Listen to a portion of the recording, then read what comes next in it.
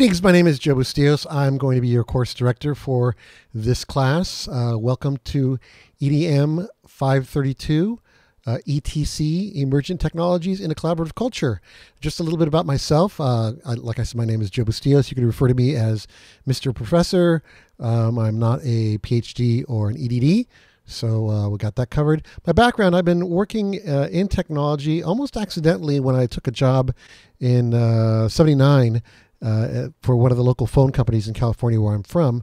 And although I found myself or thought of myself as being more of the artistic drawing and writing and music oriented kind of person, I found myself working for the phone company and actually being pretty good at it and able to make a living out of it for, it was a temporary job that I got while I was actually still in university. And that temporary job lasted for 15 years until I had gotten my second bachelor's degree and began to work on, and had begun to work on my teaching credential, and took an early out from the phone company in the mid-90s and started teaching sixth grade in California in a school district in Southern California outside of Long Beach, just it's Cerritos in that part of the country, and found that because I went from a non-teaching job or career to a teaching job, that I had a tendency to use technology in a relatively unique fashion, in that I didn't know what other teachers did, so I tried to apply technology whenever I ran into all sorts of problems, particularly in this case where I had a classroom of sixth graders, most of whom were not reading at grade level, and whereas I had wanted to do writer's workshop with them, which I really very much loved writing, I found that it wasn't very practical to do that when I had a classroom full of individuals who weren't comfortable using English, and even less comfortable being forced to write in English. So I used technology to kind of work around that, in terms of, instead of doing writer's workshop, I created video journalism teams. I found a couple different cameras. I scrounged one camera up, borrowed another camera. I had a camera myself, and I taught these kids how to use cameras and create PSAs, and that was a stepping stone towards creating a video journalism project. And I did that primarily because I had a problem with my students, and I looked for using technology to bridge that particular gap. So I've been doing that for we're going on 20 years now, using technology in the classroom. I came out here to Florida in 2008 to work for Full Sail University. I had met my future boss while we were both students at Pepperdine University in their online program. And so I've been working online for a little bit over a decade as a student and now as a professor. And like I mentioned before, I actually see myself using technology almost in an accidental kind of situation. Again, I saw myself more as a creative person. I bought my first computer primarily because I wanted something to help me with my writing. And unfortunately, that technology of the computer that I had purchased was a Kaypro computer from the early 80s, and not even a year after I purchased the computer, that company went out of business, and the operating system, CPM, was abandoned. And so I found myself with a computer that I needed to support, and so that's where I became much more proficient, because I had to support this need to use this technology. But I found myself, especially in those old days, doing more technology and less writing. And fortunately, as technology has gotten better in some ways, I find that I'm refocusing on these things that originally got me started down this road: the writing and music, and I do some photography also. So that's a little bit about myself. So one of the things that I really want to emphasize, whether you are a certificate student in month 1 or a program student in month 3, is the importance of our interconnection. And so with that in mind, here are here is the information that you'll need for to get a hold of me. Obviously, my name, my full sail address. I use a Gmail account, professor.bustillos@gmail.com, for instant message, for Google Chat, for Google Hangout. If you're an iMessage person, you should be able to put that in there, and it still is something that you can use. If you're an AIM person, it should still work. And obviously, if you have Google or the browser open all the time, that will work also. I also have a voice and Skype account, and it's JB Bustillos is listed there. And then Google Voice. I list the Google Voice because it's one of these kinds of accounts. You go ahead and dial it up, 407-900-9563, and it gets to my cell phone.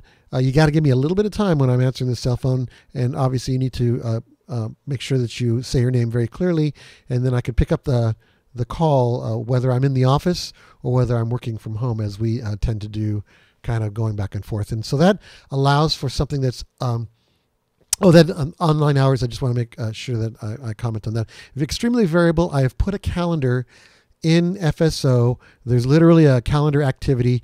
You click it and you'll find not only a list, and we'll look at that later, not only a list of activities related to the course, but also you'll see on the calendar when I'm in the office. And so that can help you anticipate when we can interact.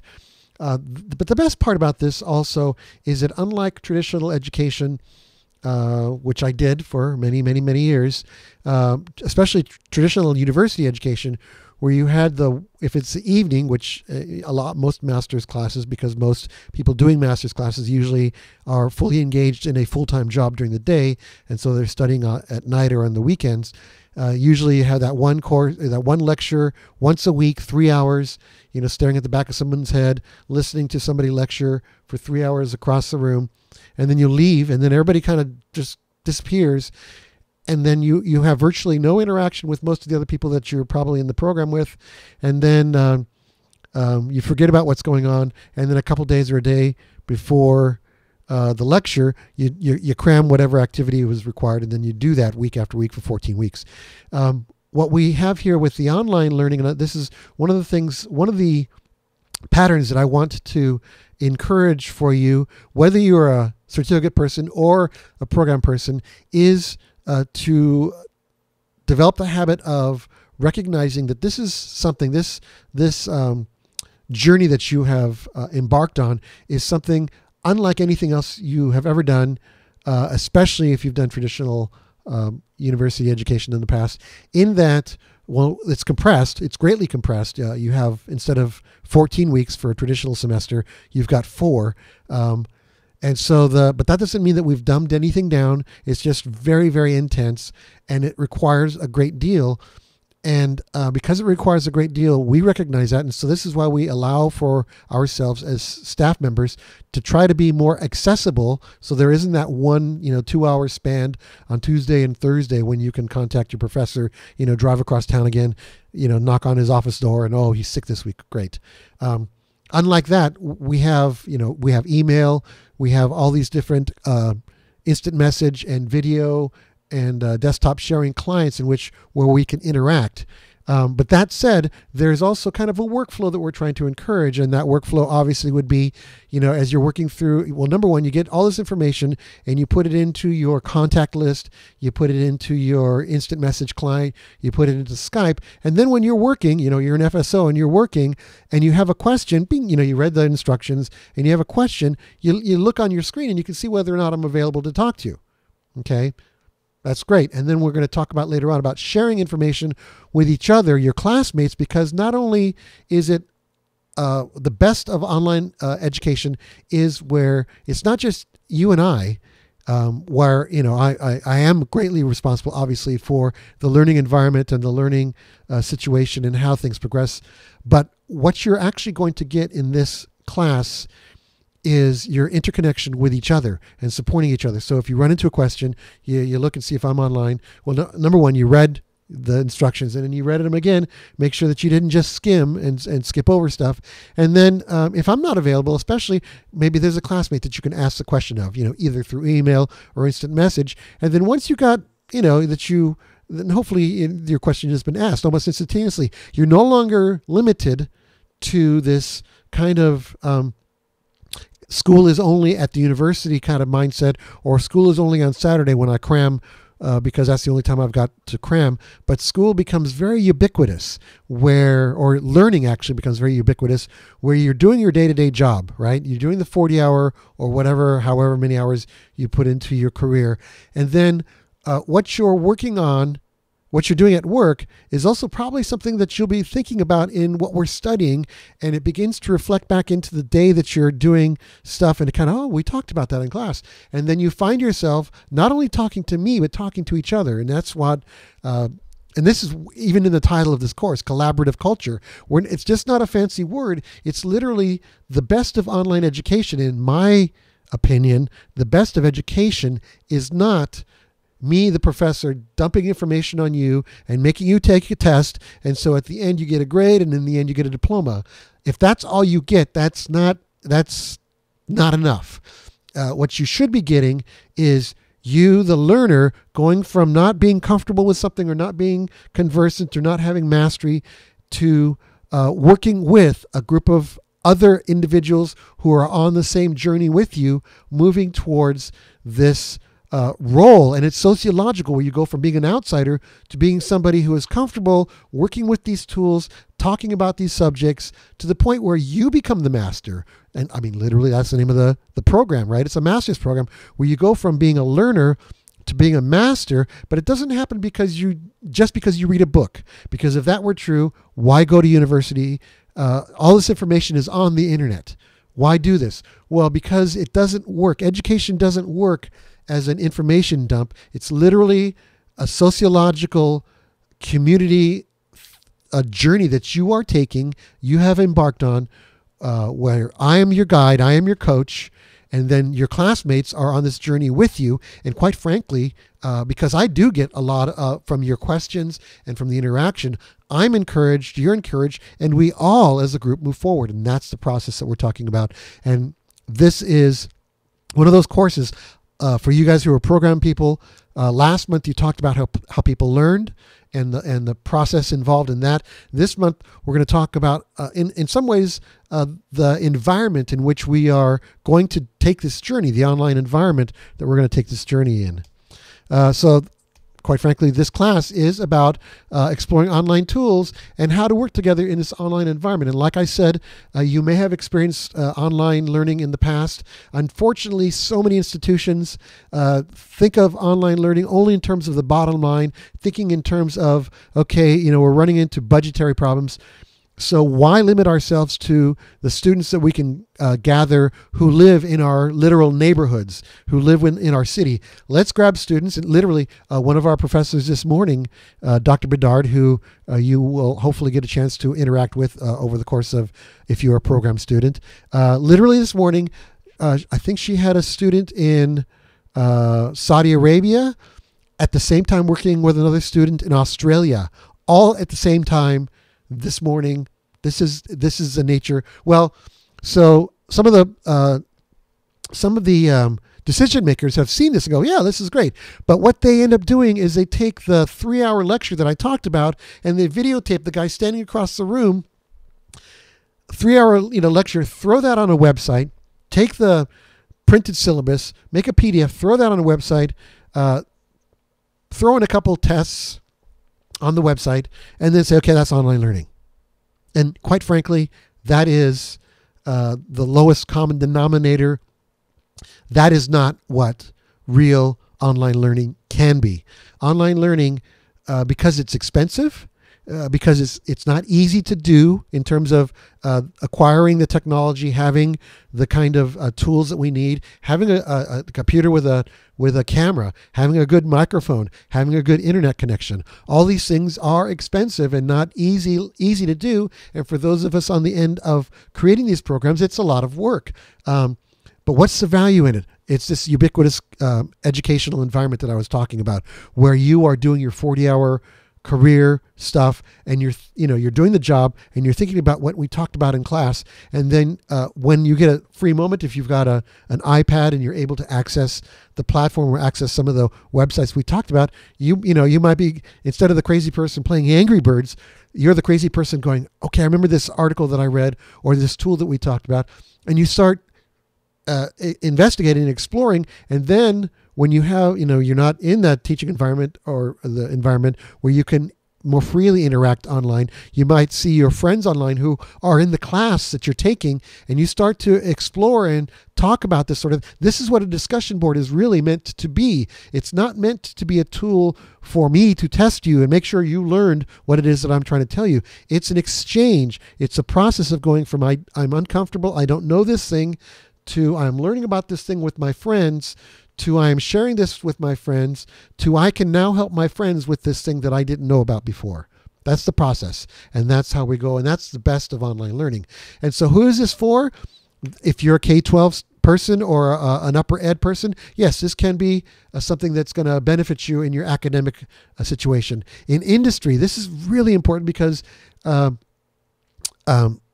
institutions are looking for ways to train their staff, and they don't have the expertise to do this, and military is in the same kind of thing, and so they're moving more and more online, trying to find ways to do this thing of training and learning, and so a lot of times they go again for that lowest common denominator, take a lecture, take some reading, throw a test up there, put some assistant, not even a full professor, a full teacher, to monitor the classroom, because that's cheaper. And that in the long run, perfect example is something called a MOOC.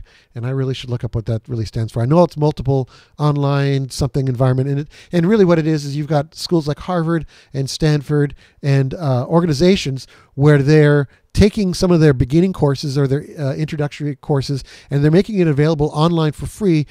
And they're having these thousands of people signing up. But what they're discovering is very few people, less than 20%, I believe, are successfully accomplishing just the one class, much less a certificate or, going through a program.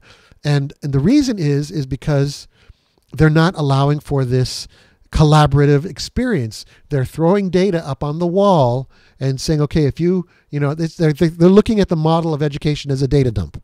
And we know that that's not true. We know that that's part of it. Having, acquiring information, being conversant in information, and gaining skills is part of it.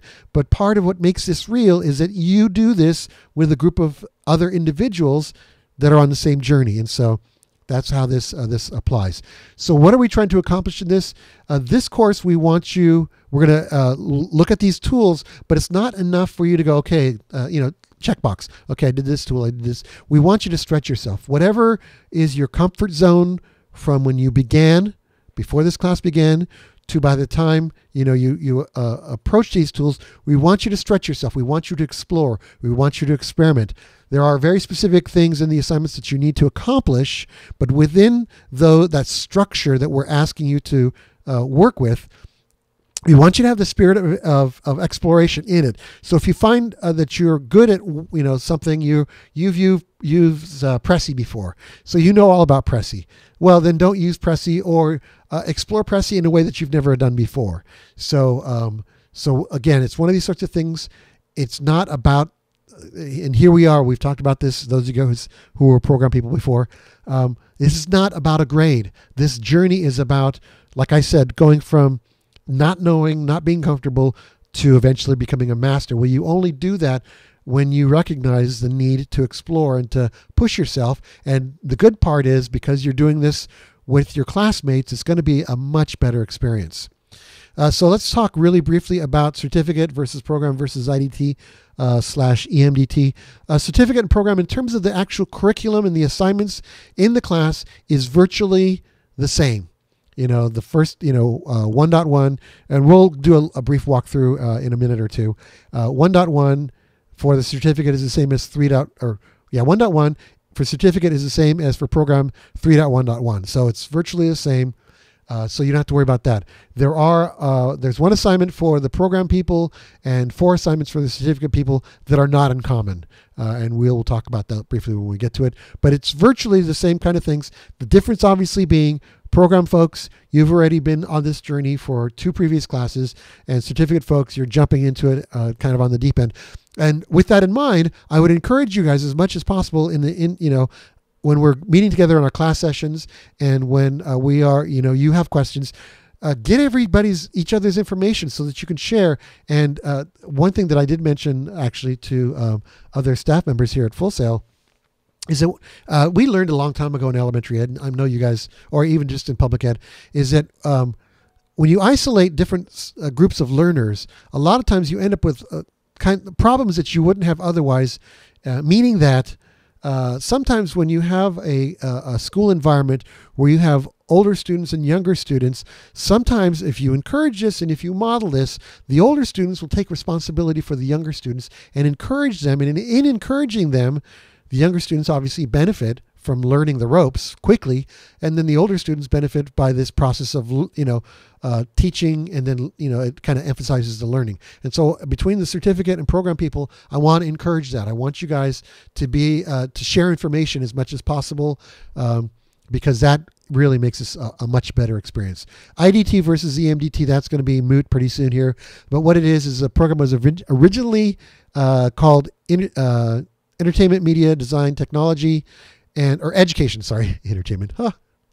I wish. Education, Media, Design, Technology. And it did have a tendency to emphasize K-12. Well, we wanted, as economies changed, as a lot of things have changed in the 6 years that we've been doing this, or 5 years we've been doing this, to open it up and be a little bit more thinking about people who are not working in K-12 or in public ed. So we want to, so the title has changed to Instructional Design Technology. So a little bit more emphasis on those who are doing e-learning, those who are going from, okay, I'm a classroom teacher working face-to-face, but I want to move into e-learning where I'm creating curriculum. So we're tweaking things a little bit so that it addresses those particular problems. But surprise, surprise, surprise, what we developed 5 years ago in terms of how people learn, what you did last month, what you're doing this month with the whole collaboration stuff, what you're going to do in gaming, what you're going to do in digital media, what you're going to do in digital storytelling. Those things are all consistent whether you are working K-12 or whether you're designing curriculum to be used in a corporate environment. You still need to recognize all those sorts of things. And so we're not changing that much, but we did decide to change the title just enough to hopefully encourage people who are not K-12 or not public ed to get involved in our program here, because obviously we've been working at it and we want to be able to share it with as many people as possible. And with that in mind, the idea here is to explore. We have 4 weeks. We hit the ground running, but it's a 4-week journey that we hope that you will enjoy and have some fun interacting with each other, exploring the tools, and getting a lot out of this. So let's talk about the policy stuff, turning in stuff late. Like I mentioned before, we are in an extremely limited environment. If you're not used to, or you haven't done this before, it's a big crunch from 14 weeks to 4 weeks. It's a big. I remember going from 14 weeks to going a quarter system with 10 weeks, and oh my God, because I was used to having a buffer zone where I could kind of, get my feet underneath me. Well, this is like crazy, which is why they try to give you materials in advance, which of course you guys who are certificate students need to contact me ASAP if anything is amiss as far as your technology package, because you don't have the time to wait. You got to jump on this thing right away. First word of warning when it comes to all this stuff is be careful of time zones. All the stuff listed in FSO usually has a closing time of that day, usually Sunday, 11:59 p.m., and that's Eastern time zone. So if you are like our friends this morning are in Australia, you're gonna have to figure out when that is. If you are in Saudi Arabia, you got to figure out when that is. If you're in California, you got to chop 3 hours off that time zone. I think I talked to somebody last night who was from China, and 11:59 was basically 12:59 in the afternoon, just afternoon. So you have to be aware of that. It can be a problem, but you got to adjust to it and make sure when you're recording your stuff, and we're going to look at a calendar here in a second, that you make that those changes so it reflects that time. Many of the activities have multiple due dates. So when you look in FSO, especially in the dashboard, it's going to have, this discussion board is due on Sunday at 11:59. You might think, great, I've got, I don't have to worry about this. I can kind of cruise all week long until Saturday, Sunday, and then, because that's when I got time. So I opened it Saturday, Sunday. Oh my God, Saturday, Sunday. Actually, when it says due dates, it means close dates. That means this activity is no longer available for you to do anything about. It closes. It's done. Over and out. So you have to get used to the idea that you have to open this stuff early. I know many of you probably already have, so that you can see how it kind of trails off into the multiple due dates. So that's what they mean by due dates when you look at FSO, is that actually that's when it's no longer available. If there's any conflict between the due dates, you want to go by the dashboard, or you want to go by what's in FSO versus the syllabus, because of course the syllabus is kind of a more standardized document, and so like we just a couple minutes ago had the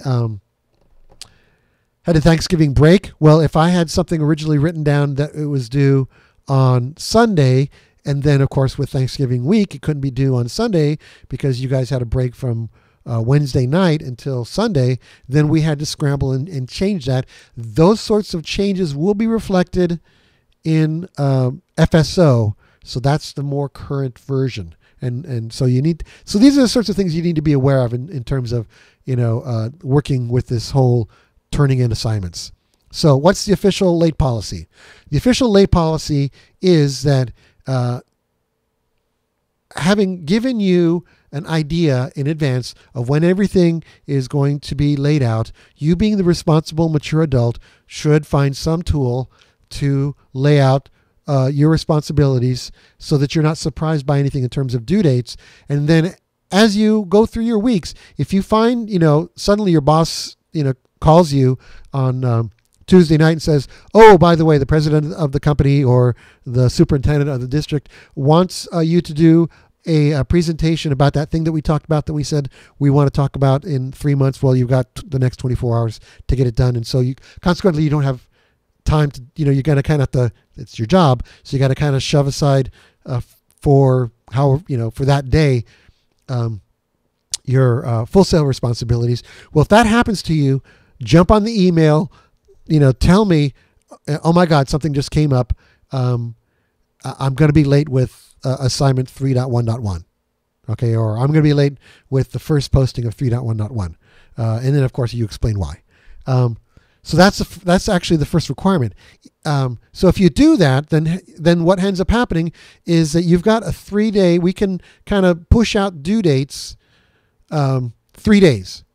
So if you miss the first, and each day that you miss, then 10% of the grade gets knocked off. So you turn it in a day late, then you turn it in, it should have gotten 100, you get 90. You do it, the next day, you get an 80. You do it the next day, you get a 70. You don't do it any of those 3 days, you get a 0. Okay. And then also, and we'll talk about professionalism, you'll get dinged in professionalism also. Now, discussion boards, particularly when they close, and if you do not email me in advance, is an automatic 0. The reason with the discussion boards is different from other kinds of assignments is a discussion board is literally a discussion board. It's not, again, emphasizing the collaborative nature of what we're doing here. Is I'm giving you an assignment where you read some stuff, you watch a video, you do some stuff, and then you post a response, and you're posting the response not just for little old me, but for your classmates, because later in the week, your classmates need to respond to you. Well, if you don't post, then, they don't have anything to respond to. And the analogy is, imagine you're at a house party and everybody's in the kitchen, as people often are in house parties, and having a great conversation. And some guy says something really funny and witty, while you guys are all standing there. And then, a minute or two passes, and then everybody, except for you, goes into the living room. And while you're standing there, you suddenly think of something brilliant to say. Well, that's not going to do any good. Everybody's moved on. And that's literally the analogy of what a discussion board is that while we're in the room, somebody says something, then you need to respond. Okay. And so that's how that works and so when it closes, literally you cannot reopen it, and it would be pointless to reopen it, because the whole point, especially, is to post your comments for your classmate. The first comments are meant for your classmates to respond to. That's how that stuff works. So discussion boards doesn't work. And then no email, basically, and the reason we do that is because, again, we want you to get in the habit of being as much as possible on top of this stuff. And the only way to be on top of this stuff is for it to be kind of in the center of your mind. Use whatever tool you need to do to stay on top of it. And then also be forward thinking enough. We want to get you in the habit of being forward thinking enough, evaluating your situation, so that you don't do what we do in the past, which is, well, if I ignore it, if I don't acknowledge it, then it's not going to be a problem. That doesn't work, because this program just moves too fast. You can't delay things, because then it creates a pileup. It's a chain reaction. If you miss this deadline, then it misses that deadline, and before you know it, everything is just not working out so great. So that's why we have this official late policy. Then the other side of the coin is totally up to my discretion whether I accept late work or not. And really, I see my role, like I said, I think a moment or two ago, I see my role as being your coach. I have been doing this for 5 years, and we've designed these programs so that we've got certain deadlines that need to be met along the way, such that so that you can be successful. And so as I'm watching you carefully as we move forward, if I see engagement, then that's a good sign. That means, if you're going to do a 4-minute mile, you got to do each lap in 1 minute. If you're a little bit behind, not such a big deal. If you don't even have your shoes on and the first minute has passed, we're in trouble, right? And my job as a coach is to go, what the heck happened, and try to get you going. But if you come to me later on and you weren't fully engaged, you're trying, well, let's just put it this way. If I feel like you're gaming the system, if you're trying to take advantage of the system, and we're not on the same page, where my job is to see you successful, but you're not going about it with the same energy, then there's no real reason. If you're not working with me, I can't work with you. That's kind of what it comes down to.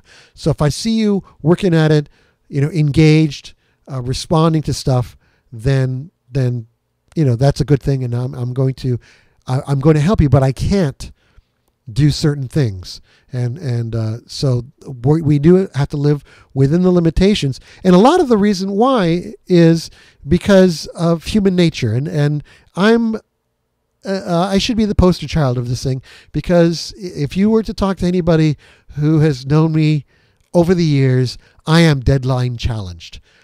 Google deadline challenge, you'll probably see my picture.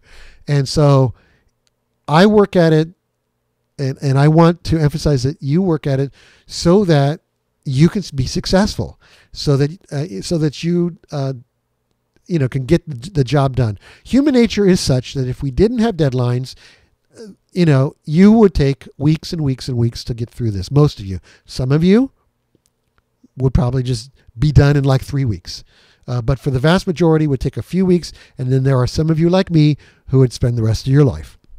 So that's recognizing human nature. That's why we've set these deadlines. It's a matter of getting stuff done. But we don't want the focus to be just on getting stuff done. It's a structure. It's a scaffolding. It's a means to allow for you to be successful. But it's not the point. The point is not to do the assignment on time. The point of doing the assignment on time is so that you can meet the goal of the learning. That's really why this is arranged the way it is. And so with that in mind, there are certain things that we can do to work with you in terms of missing a deadline here and there. But as your coach, I'm going to encourage you to work harder if you're finding it difficult, or whatever it takes for you to be successful. That's what I'm going to encourage. But the deadlines are there for very specific reasons. This is an accelerated program. You're getting a master's degree if you're a program person in 1 year, in 12 months, if you're a certificate person, you're getting 4 heavy doses of 4 intense classes in 4 months. That's what this is about. This is not something where, I think I would like to figure out what online learning is about. Gee, somebody who's a dilettante, somebody who kind of thinks it's a cool idea. Someday I would like to do this. That is not at all what we're doing here. So please be aware of that. Here's the course calendar. You'll find something similar to this in FSO, and and it's interactive. It's got a list of all the assignments. In fact, let me pull up. Okay, so this is what we're talking about. And so in the dashboard view of FSO, the third activity listed here is the course calendar. Those of you guys who are certificate persons, it's not, I don't think it's the third one, but you'll see the course calendar there. And so I basically lay out every activity, every due date. And so and then we'll walk through this a little bit later. So it's not meant to freak you out. It's meant to give you an opportunity to see what we're doing here.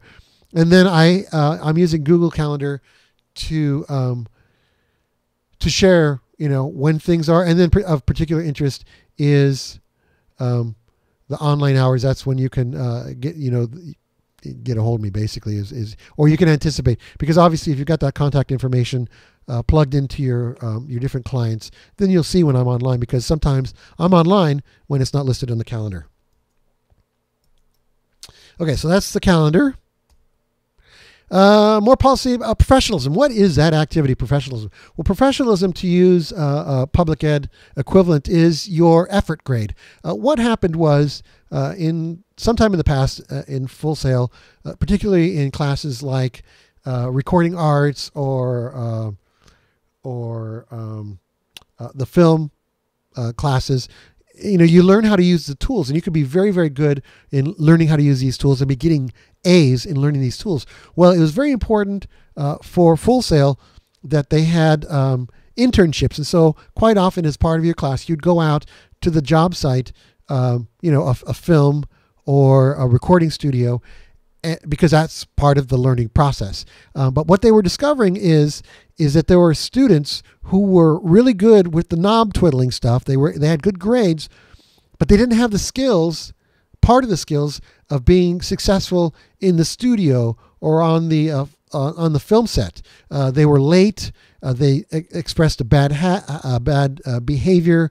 They were unprofessional in their conduct or their language. All sorts of different sorts of things. So out of that need to assess students or prepare, because really the objective, especially when you think about those sorts of courses, was we need to have a professional environment, and we need to prepare our students in ways that aren't related to just the skill of learning the tool. And that's where professionalism came from. So that's where this comes from. And how this works is basically you click done. Well, there's a rubric for it where it kind of lists how points are awarded. Well, number one, you click done and you get 100%. I basically, the analogy, you get your little bag of gold. It's worth 10% of the course grade, but you get 100% of it. So it's like an instant A. Okay. Let's say you turn in something late. Okay. You turn in late, boom, you lose 5% that's a 5% deduction of that 10% of the grade. Right. And those sorts of things. If you plagiarize, I think you lose 100%. If it's some kind of flagrant kind of sorts of things, it will reflect, and it's how we interact. It's the etiquette grade in terms of how we interact. So so you start out by getting 100%, and then you lose points if we end up with professionalism issues, shall we say. If you write me an email, you write your professor an email, and you decide to do it all caps lock. Well, and I know caps lock in internet culture is you're basically screaming at me. That's completely unprofessional, not acceptable. It's not the kind of behavior that I would expect if you and I were standing in a classroom or you were in my office. If you were to yell at me, that would be a negative That would affect your grade negatively, shall we say. So this is where we record those sorts of things. So if we have an issue, if you were in a class session and you are disrespectful to either myself or a fellow student, it's one thing to joke around, but we have to be extreme. And this is, and I've gotten myself in trouble. I'll again, poster child. We have to be very careful in this environment because, number one, especially right now, we don't really know each other particularly well. So what might be funny to you may hurt someone else's feelings, right? And so you've got to be very careful about that sort of thing. You have to get to know each other before a lot of humor actually works. And so that's where the professionalism kind of comes in, is, again, addressing the need for there to be a certain etiquette when it comes to an online learning environment. So that's the professionalism grade. And I hope that makes sense. Okay, class meetings. Do you have to attend? Well, if you look in FSO, you'll notice that the class meetings do not have a point value. So being bright and ambitious and probably strapped for time, you might think, well, there's no point value, so it must be something I can ignore. That's not really how this works. Like I said, this is a collaborative environment, and one of the places where we will interact is in our class meetings, which are live. Now, the class meetings are available in an archive link, just like that model that I talked about, where you get the video version of it. But because we're not interacting in a synchronous fashion at the same time, it lessens the impact, or it lessens how the value of that experience could be for you. So if at all possible, please, please, please make it a priority to attend sessions live. The sessions will be available to you in an archived fashion after the fact, which is better than nothing, but it is essential for you to really get the value out of your investment in your own education, that you attend these sessions live as much as possible. If you can't, there is, plan B. You can watch the interactive. And then I've also set these up, the class meetings, to be discussion boards with the express purpose that as you watch the archive, if you've got questions, that's the place where you post it. If I have additional material that I want to share with you that are based on something that came up during our class session, then I'm probably going to put it in the archive, because that was, I'm going to put it in the discussion board. A link to the archive will be posted there. So the idea is it doesn't represent a point value in terms of how your grade is going to be awarded, but it does make a difference in terms of your experience of what it is that you can be getting from your experience doing this class. Also, if over the course of the week, as I've encouraged you to ask questions, if you ask me a question that was clearly delineated during the class session, then my email to you will be, please review the archive. And then I may give you a time code if I remember what the time code is. But if I covered it like I'm talking about, if you ask me what professionalism is, or you ask me, do we have to go to class meetings, then I'm going to refer you to the archive to review that information, because that's what we're talking about right now, right? So that's how we're going to work it. Is if there's something that I covered in class and you ask me about it, then I'm probably going to refer you back to the archive, not because I want to not interact with you, but because I want to encourage you to use that source first, and recognize that there is a value to it, even though there isn't a point value in terms of your grade. No point value grade. If you miss it, you won't get zeros, but you are, quite frankly, missing out in one of the most powerful aspects of what it is that we do, is our opportunity to get together. So that's how that works. That's the class meetings. Okay, the grades. How does this work? Well, when the grade closes, right? You don't want to look at the grade. You click done on Wednesday for something that's due on Sunday. Don't worry. Don't pester me with questions about your grade until Sunday, or actually until Monday, or actually sometime after that, which is the next point. It takes about either from a day to a week for me, depending on what's going on, for me to work through your grade. And so you need to be aware of that. And so a good workflow is you click done and then you move on, right? Discussion boards obviously are different because you'll click done, or you'll do the first post on Wednesday, and then the follow-up post could be either on Friday or on Saturday, depending on the activity, and then a third follow-up on Sunday, right? And then I look at it. Now, I'll probably look at it during the week, but the grade won't be processed until after it's already due. And you guys who have worked in education, you understand with a lot of students that we're interacting with, I would much rather work with you interactively through email, instant message, etc., and then deal with all the grading stuff in mass all at once. That's how my week begins, because it's much easier for me to do that in some cases than it would be for me to kind of spread it across the week. So it's a management kind of thing. If you do have a question, ask the question.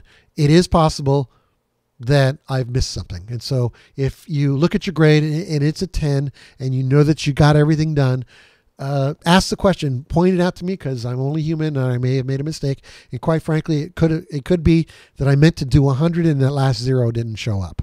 Okay, I missed the key or something like that happened. So if you've got a question, please feel free to ask it. Email, instant message, whatever it takes. Okay. And as we had kind of said previously, this class is very much about exploration. We want you to push yourself, use your creativity, but if an assignment specifically says that you need to use a particular tool, my example here is iMovie, then please use iMovie. Because again, we're giving you a structure to work with for a particular purpose. And in many cases, this is actually true for all of you, but it's especially true for you guys who are program students, is that we're asking you to use specific tools at specific times right now, because chances are later on, you're going to need to use those tools also. And again, just like that thing, that pile up with the late stuff, if you don't use the proper tool now, it's going to hurt you later on. And again, in some ways, you guys who are certificate students, it's going to hurt you even more because you have less lead time. You're expecting to accomplish a lot in 4 months. And so boom, boom, boom. What we work with right now is definitely going to impact what happens next month, right? So that's the reason why we require certain things, certain structures, certain requirements. But within that framework, you are free to push it, to explore, to go beyond what might be indicated, right? So we kind of want to work it out that way. Okay, copyright. We need to talk about it. Those of you guys in program, again, you were introduced to it last month. And it's, quite frankly, it carries across all the way across into month 12. You guys who are certificate students, you're going to have to crash course it in that basically any media that is not your own, that you did not create, you must be sure about the rights to use that media, an image, a song, a piece of video. You must be certain that you have the right to use that piece of media and post that information, and it will affect your grade.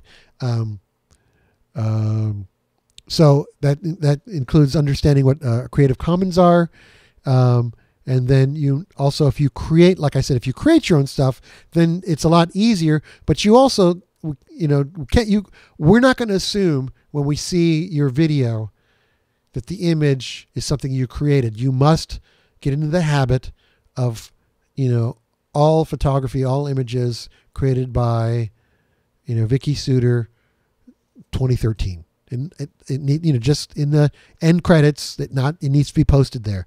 There's no assumptions. Questions have come up in terms of using royalty-free music. You go to certain websites, and you have to be extremely careful about that, because some websites were set up, or some tools. I've got a collection of stock images that I bought many years ago. Well, when I bought it, I got the license to use it, but the license was for me to use it so that I could print out my little newsletter and share it with 20 people or so. It wasn't so that I can use it to create something and post it on the internet for hundreds or thousands or millions of people to see. Those are different licensing things, so you have to be extremely careful about that. There are some websites that are designed to share music, right? And if you don't pay attention carefully, it has that particular same problem in terms of copyright. So you have to be extremely careful. Archive.org is a place where you can get a lot of images, videos, music that you can use in your projects, properly cited.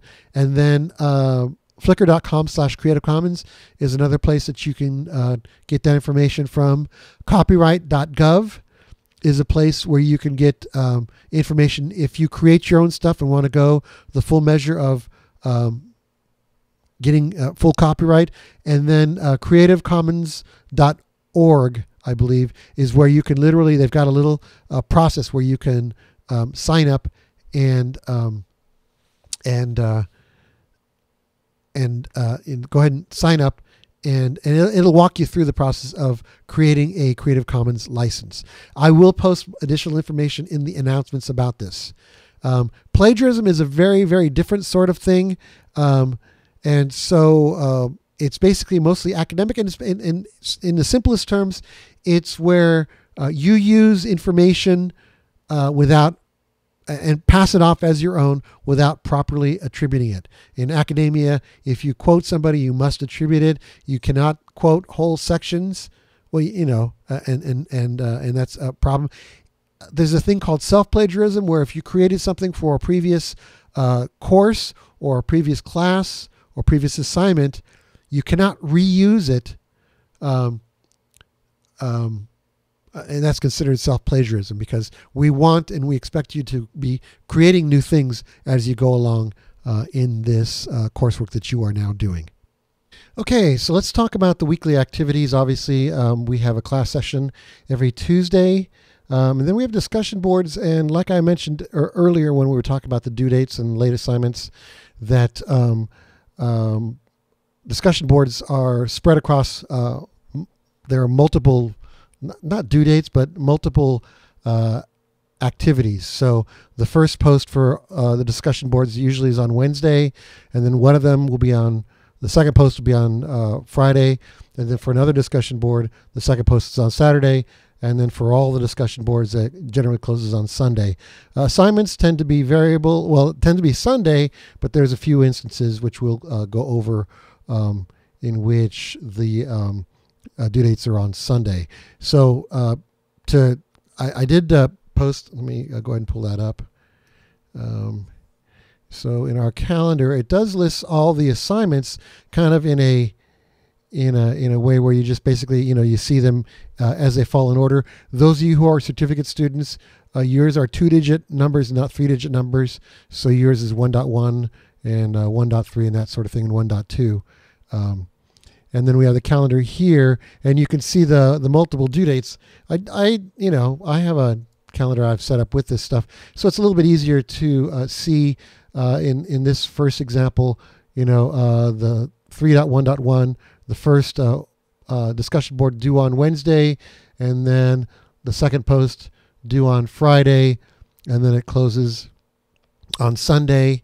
1.3, which is the emergent tools tech. The setup step 1 is on Wednesday, and then step 2 is on Saturday, and then it goes ahead and it closes on Sunday.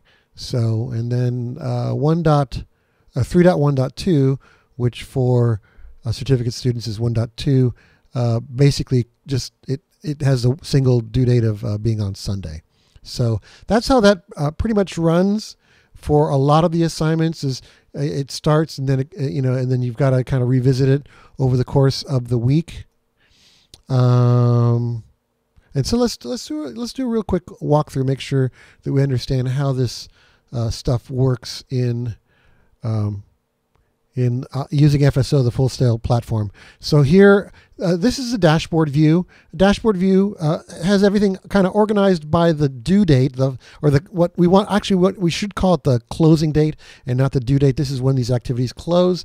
And then once an activity is closed, then it will show up here on the Activities tab, pretty much in order.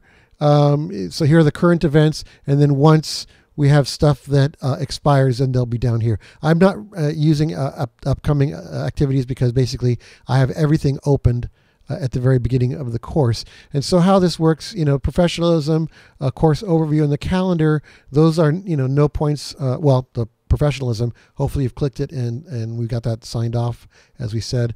The latter, the next two, are informational, and after Sunday they'll be available on the Activities tab. You won't see them here on the list. The class meeting, I have that open at the very beginning, and I close it on Sunday. And primarily the idea behind closing it on Sunday is because, like I said, I want to. Here's where you do the sign up, and then if there's any additional information, then I'm going to post it down here. So here's some questions that folks have done, when they registered, they went ahead and put it in there. And then we get down to what I posted. Well, it's not even there yet. That's interesting. So I wonder if I'd put it in the wrong place. Anyway, when I have additional information that I want to share, then I will share that here, including any kind of additional information, and the archives will be shared here. And so that's how that works. The normal discussion board, like 3.1.1, is you click here. Then over here in this, under the assets is generally speaking where you're going to find the actual description. Then I actually, so we have that over here. You read that, you do the activity. And so when you're ready to post, let me pull up a different view. Discussions. That, by the way, is the back end. You guys never see that. So you open it up, and you'd have that that place where you could pull down, and then you create a post if you're posting for the first time. If you're responding to someone else's post, you scroll down and you hit reply, and that's how you respond to someone else's post. And you could do the collapsed view. See, here's why we had a problem with this particular activity where the second YouTube video didn't have the full link, so that I put the full link in there. I'll probably put the full link in the description portion right here in the future.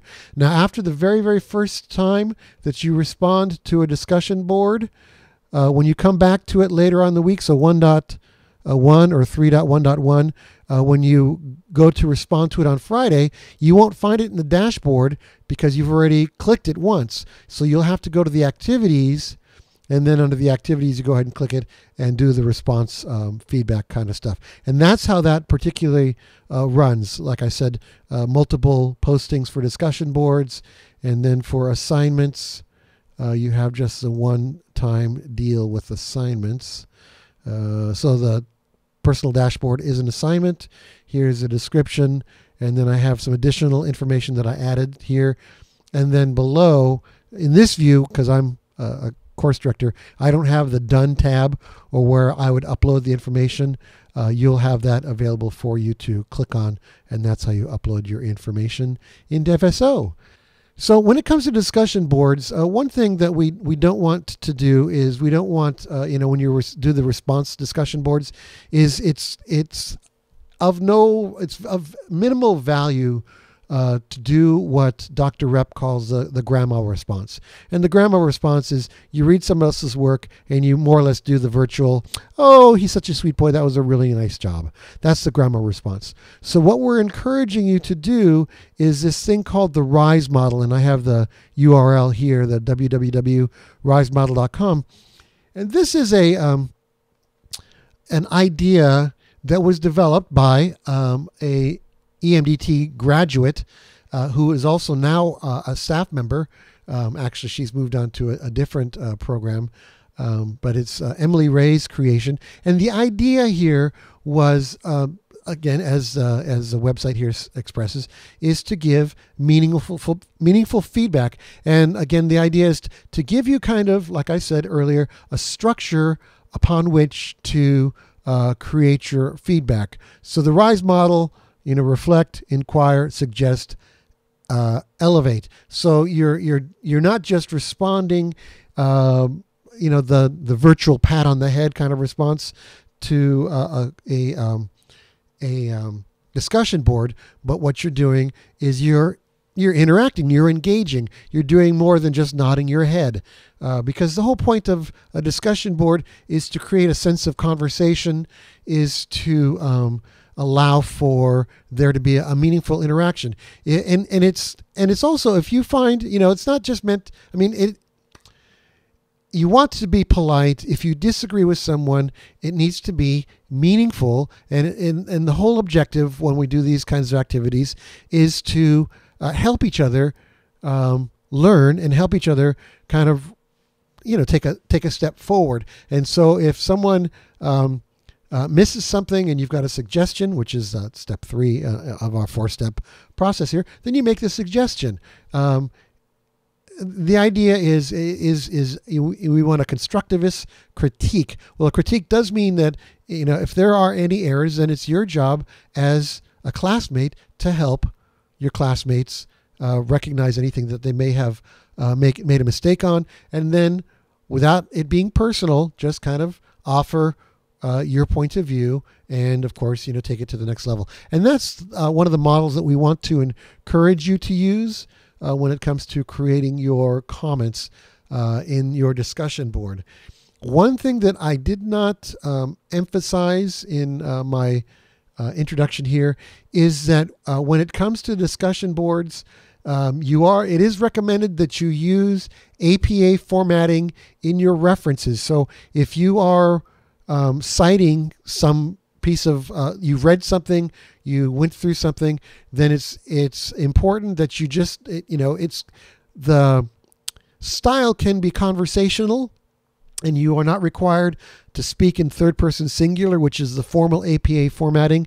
But you are, there's an expectation that whenever you say something, then, there's hopefully some reference behind whatever it is that you're sharing. And then you have a small little citation for where you got that information. If you are at all concerned about this process of the APA, then you want to go to FSO Connect and click on Library, and there should be resources available there for you to use. Also, now that I remember, if you go into, again, FSO Connect and Library, there also should be some media resources that you can use in your projects. I believe both audio, video, and images that you can use that have been cleared for student usage in projects. So besides the resources that I listed previously, these other resources are also available. So again, kind of a little off topic, but in terms of the weekly activities, we've got a 1 class session a week. We've got multiple discussion boards that you will need to visit multiple times during the week, generally beginning on Wednesday, and then generally 1 assignment per week that is usually due on Sunday. You guys in certificate will also have a capstone assignment, which is due pretty much, there's 1 each week. And what you're basically doing, for those of you who are certificate, is you're creating what more or less is a portfolio. Program folks, you guys created kind of a portfolio in the month 1 mastery course, which will follow you along. And so you guys who are certificate, because this is your month 1, then we've kind of set aside this particular capstone activity in weeks 1, 2, 3, and 4 for you to begin that process. You guys who are program students, you have an assignment currently in week 3 that is basically kind of your a project which is different from what the certificate students will experience. So that's in a kind of a nutshell what the weekly activities entail. There is a course at a glance. So this is another one of those kind of views that's meant to help you kind of disseminate the process. Discussion board begins on Wednesday. A second post somewhere during the week, sometimes a Friday, sometimes Saturday, depending on the activity, and then due on Sunday.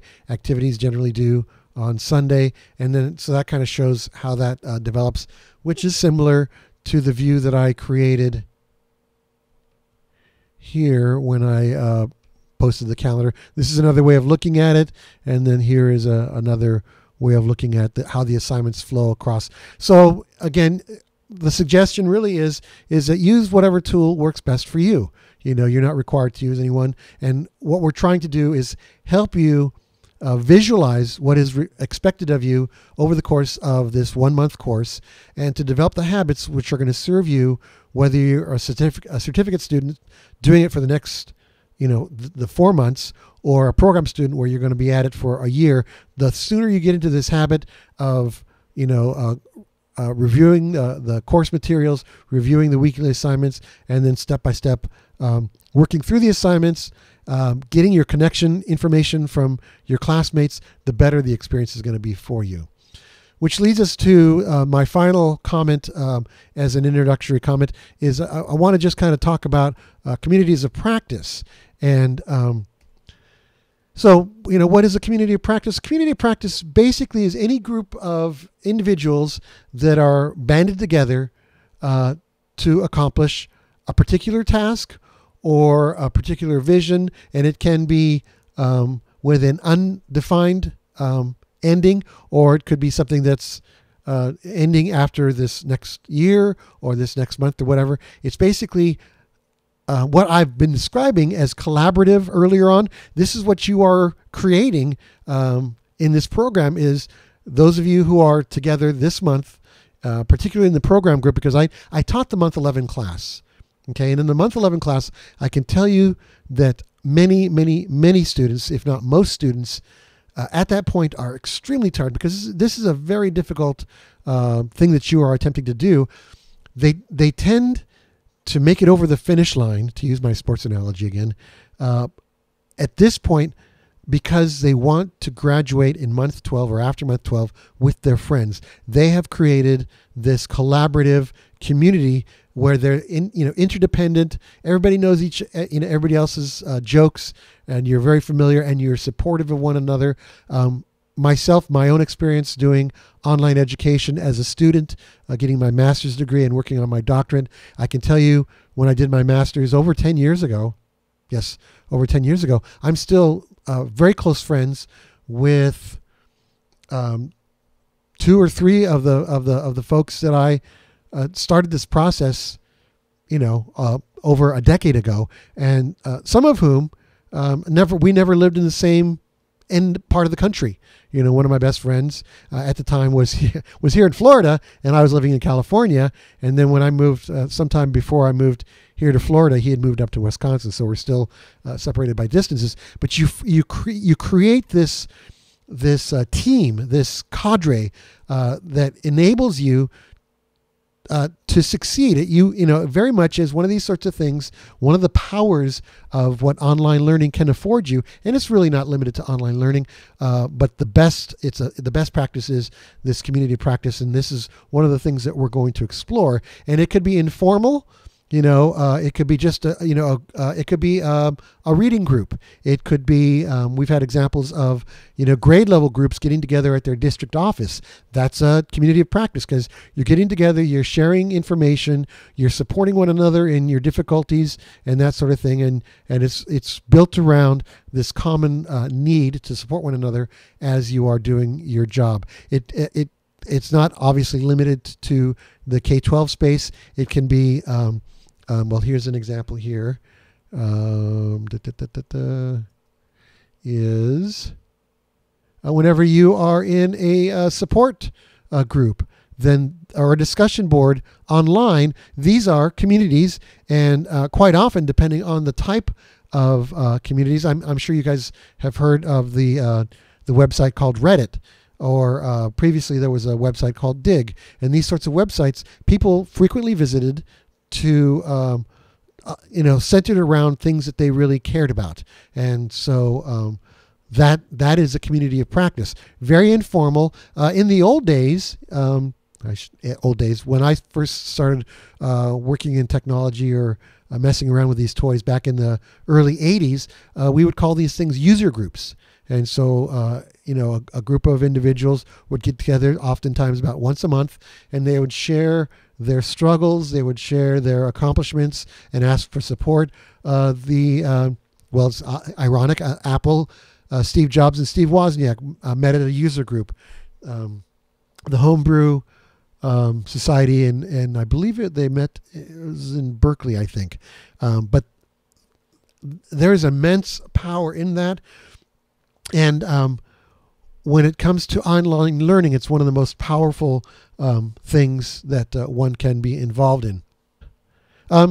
So here I've practiced what I preach. Every single image has been approved for usage in the particular setting that we're using here. I think that's it for our intro video. One additional thing, going back to this copyright stuff, I will post some additional information on copyright for you as a resource. It was part of my month 11 course, so it's kind of in depth, but you can kind of scan it and try and get the information that you want. Please feel free to go ahead and ask me questions in relation to copyright usage. Again, much of what we do this month is not about you becoming a copyright lawyer, but for you to have the information that you need in regards to this subject, in this case copyright, to be efficient and to do the job. And in some cases you need to be aware of this, because if you are working creating course materials and you use copyrighted material without permission, your company could be sued and you could lose your job, and we don't want any of that to happen. We need to start that process, that mindset now, because most of us, or many of us, have been used to using images off the internet because they're on the internet, so it must mean they're free, and that is in fact not the case. So thank you very much for watching this video. If you have any additional questions, please feel free to use any of these avenues to contact me, and I will talk to you later. Have a good day.